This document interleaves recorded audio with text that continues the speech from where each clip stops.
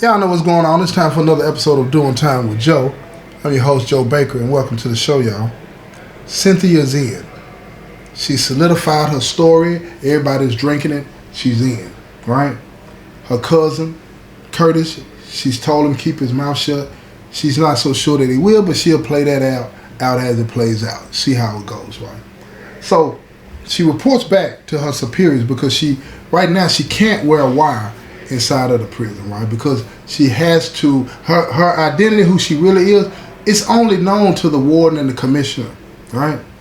And they're the only ones that really know. So she has to play that role and get shook down, patted down, you know what I'm saying, before she comes into prison like everybody else. She cannot be shown any favoritism because people will start to ask questions. And when I say people, I'm talking about the people that work at the prison.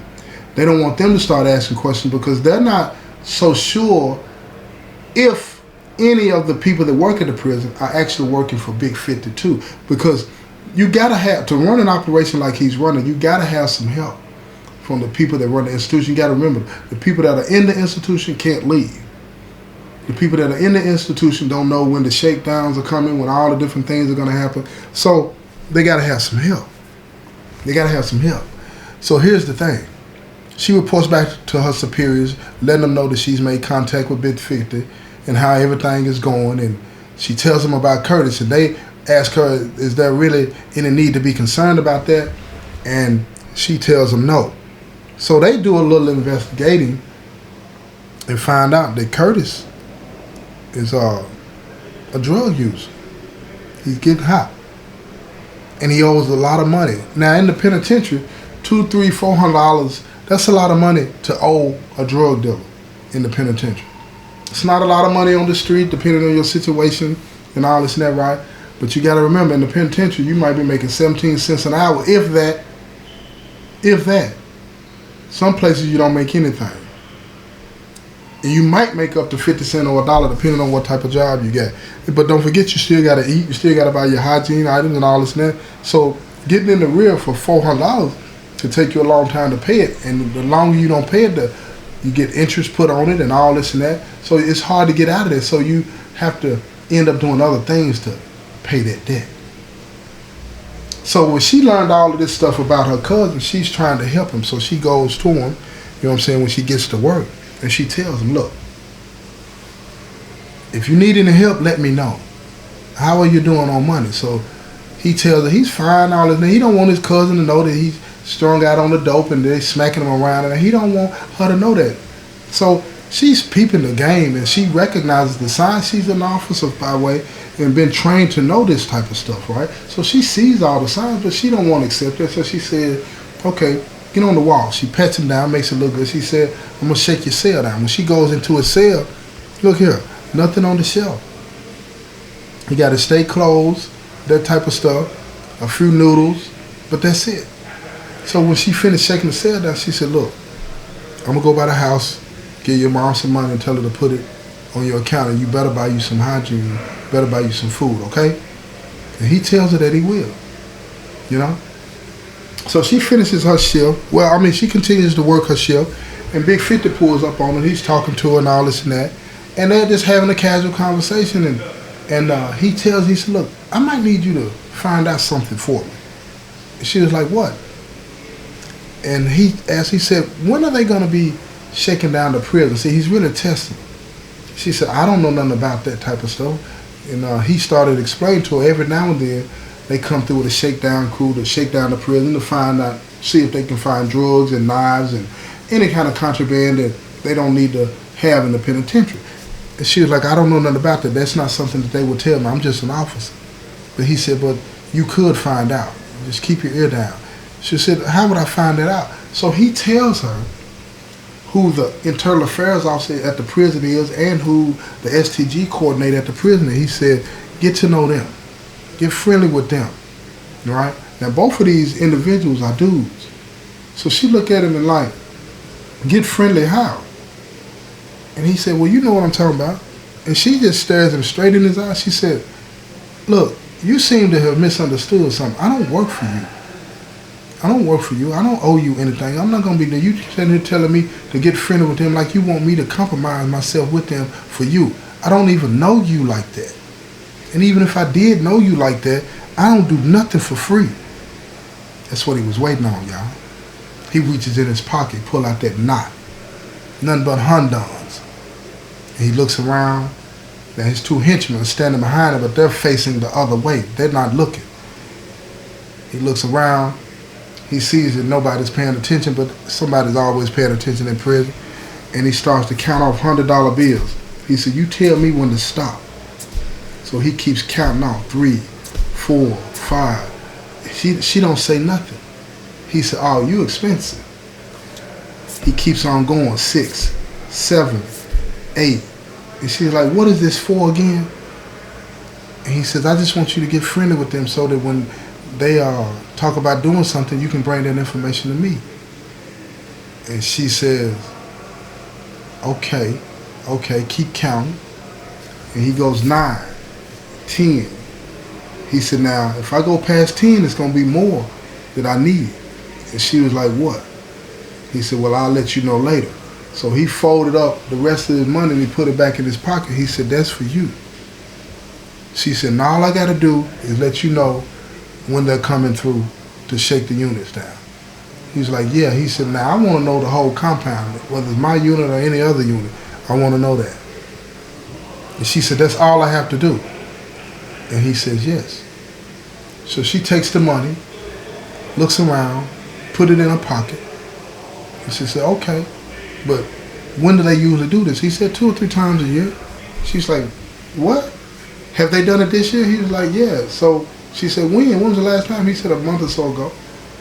So she was like, okay, so there's no time limit on it. They just do this whenever. And he was like, yeah. She was like, oh, okay then. She said, how many other people you doing this with? And he said, don't worry about that. I don't know you like that either yet. But we can get to know each other a little bit better, and then maybe I will tell you this, maybe I won't. So he leaves. Now Curtis, the whole time, was watching from his cell, looking out the window or the door. But he couldn't make it seem obvious that he was watching.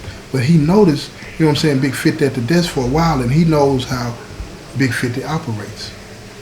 So he makes his way over to his cousin, and he tells her, look, be careful of dude. And she said, what do you mean? She said, you know he runs everything. He got all the dope, he got all the money, he got other officers on his payroll. You don't want to be one of them. He makes them do things that they don't want to do. And she's like, oh really? Like what? So he starts to tell her the different officers that are on Big 50's payroll and what they do. And he even tells her that he's seen Big 50 smack him around from here to there. She's like, oh really? So being a trained officer, she's not writing any of this down, but her memory is keen. Her memory is keen. And then as soon as he walks off, she waits a few minutes, and then she goes into the restroom. And she gets her notepad out and she starts writing these notes as fast as she can, trying to remember everything that he said, the officers' names, and all of these different types of things. And then she puts it back in her boot. She goes back to her desk and she sits there. She's starting to see what's really going on. He has control over these officers, even to the point to where he has to put hands on them. See, once you've been compromised, listen to me, y'all. Once you've been compromised, you don't get to dictate how that quote-unquote relationship unfolds. Period. The power dynamic that you have as an officer, as a person of authority over an inmate is gone. That's it. Once you've done that, that's over. So, here's the thing. You may think that you have it. Officers may think that they have it, but you don't. Because here's the one thing that you can't deal with. When that person decides to turn. When that person says, nah, you're going to do it because I need you to do it. Now, don't get me wrong. I'm going to be real. Most people in here wouldn't do it, no matter what they try to tell officers. Most people wouldn't do it. Most people wouldn't do it. But you don't know which ones would or wouldn't do it. And depending on the situation that they're facing and the seriousness of it, I would say that 95% of them would do it. Now, that's the next level, depending on the situation. So you got to be careful of that. So she's starting to understand that, a lot of these officers may have done it because they needed money, but then they got caught up in it because he wouldn't let them walk away. She says in her report that he has that personality about himself. He's smooth, has a lot of charisma, but she can see it in his eyes. He's a very dangerous person. Strong in the paint with the population. So she gets off from shift. She writes all of this down. I mean, she takes all of the stuff that she had written down, she types it up in her report, and she forwards it to her supervisor. They're starting to develop a picture of the operation now. Big 50 is the guy. But she's finding out the people that are working for him, officers and things like that, but they need to find out who's in his organizational structure that they can start to infiltrate and manipulate to get to him. So that, because right now all she has is attempted, bribery, of a corrections officer for $1,000. That's it. And she can't prove it because there are no cameras right now in the place. So when she puts this report in, her supervisors are looking at it and they tell her to keep up the good work. So she goes back to work day after day, the same thing. She's learning a little bit more here, a little bit more there. And the day that she notices that her cousin is getting beat up is the day that she sees how serious it is. She goes to a cell and she sees him laying in the bunk, and he raises up and she sees his face bruised and beaten because she saw the inmates come out of the cell. She said, "Are you okay?" He's like, "Yeah, I'm okay." But he's sounding kind of strange. When you've been beat up and your ribs are hurt and you can't talk, you know what I mean? That's how he sounds. But his face is all bruised up as well. And she said, "Look, do you need to go to the infirmary?" She understands how this thing works. He said, "No, I can't do that." She said, "What happened?" And he told her, he said, "I owe him some money." She said, "How much money?" He says, "About $500. She said, "What are you doing, cuz?" And he looks up at her and he said, "I'm sure you can tell." And she could. She said, "You strung out?" He's like, "Yeah." He said, "I've been trying to kick it, but they won't let me. They keep bringing it to me, even when I tell them I don't want it." She said she looks around his cell. She sees that he doesn't have any food on the shelf again. She said, "Why are you not keeping your shelf straight? Every time I buy something, they come and take it. I can't seem to get out of debt. There's nothing that I can do about it. If I stop taking it, they'll bring it to me and make me take it. And it's hard to stop like that." So she said, "I'm going to see what I can do to help you." So she goes back to her desk. She waits a while. Big 50 pays her a visit. They're at the desk talking. She says, "I need a favor." And he said, "What do you need, Officer Cynthia?" She said, "That inmate over there, somebody just beat him up. I don't want to call that in." He says, "How do you know that they beat him up?" And she says, "I know because I just come from over there." And he said, "Did he tell you that?" She was like, "No, he didn't tell me that, but I could see it. I saw 2 inmates go in that cell, and then they came out and I went over there, and he wasn't looking like that before." So he said, "Look, I don't want no trouble on this unit. I don't want the police coming in here for something like that. I'll take care of it." She said, "How are you going to take care of it? This man is hurt." He said, "Don't worry about it. I'll take care of it." So he goes to his cell, gets on the phone, and he calls the nurse. Listen to me. He gets on the phone and he calls the nurse that works there and tells her, "Look, I need you to come down to the unit. I got somebody that I need you to look at, but I need you to do it off the books. Don't have a record of it." She's like, "I'm on my way." 5 minutes later, the nurse shows up on the unit. She eases over to Officer Cynthia. She's talking to her for a while. She says, "Look, come down here to check and see if anybody needs my help." And Officer Cynthia says, "Yeah, I got an inmate that's been hurt." She said, "Let me go look at him." So she walks her over to the cell. She goes in there to look at him, and he takes off his shirt. She examines him and all this and that. And she said, "I'll be right back." She goes to get some ibuprofen and different things like that. And she says, when she comes back to the room, she's squeezing on him and touching him. She says, "As far as I can tell, you don't have any broken ribs or anything like that." She's looking at his face. She said, "You'll heal up. You'll be fine." And the officer Cynthia said, you don't need to take him to the clinic? And she was like, no, he'll be fine. He'll be fine. She said, I'll take care of it. And she said, okay, I appreciate you coming down here. And she said, how did you know to come down here? She said, I just walk around from time to time like that. She said, well, your timing is perfect because he needed to go to the clinic. She said, well, I got it. I'll take care of it. She said, okay. The nurse leaves. Big 50 waits a few more minutes. He comes and goes back to the desk. He said, everything okay now? Officer Cynthia looks at him and says, yeah, everything's fine. The nurse came in, and talked to him and checked him out and got him some ibuprofen and all this. And he's like, yeah, I know. And she's looking like, oh, okay, you've been watching while she was up. He's like, no, I called her. So Officer Cynthia looks at him and says, you called her? How did you call her? Big 50 just laughed at her. I said, same way I could call you if you give me your number. She said, I'm not giving you my number. You can't call me. I don't need you hollering at me, you know what I'm saying, causing trouble for me. She said, I can see you trouble. He laughed at that. He liked that. See, here's the thing about people involved in, criminal activities. It ain't no fun if don't nobody know, right? He wanted her to know he had that type of power. That's what he interprets as power. That's what people in the penitentiary interpret as power. Being able to get somebody in authority, right, to do something for you. That's power in here.